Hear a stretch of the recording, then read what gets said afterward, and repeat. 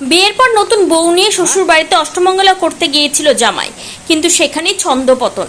হঠাৎ সেই বাড়িতে হানা দিল পুলিশ। নতুন জামাইয়ের হাতে হাতকড়া পরিয়ে তোলা হলো গাড়িতে, নিয়ে যাওয়া হলো স্ত্রী ঘরে।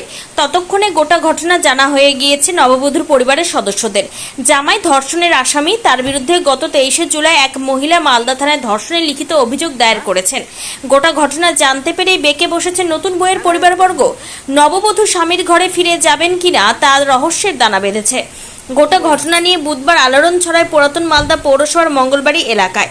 ধৃত জামাইয়ের নাম পলাশ দাস, বয়স 25, বাড়ি পুরাতন মালদা শাহাপুর গ্রাম পঞ্চায়েতের ছাতিয়ান মোড় এলাকায়। হ্যাঁ, ব্ল্যাকমেল করছিল। তোমার বিয়ে কবে হয়েছে? 3 তারিখ। হ্যাঁ, 3 তারিখ। 20 তারিখ 3। এই মাসের 3 তারিখে? হ্যাঁ, আমি নির্দোষ। হ্যাঁ, নির্দোষ, আমি ফাঁসানো হয়েছে আমাকে।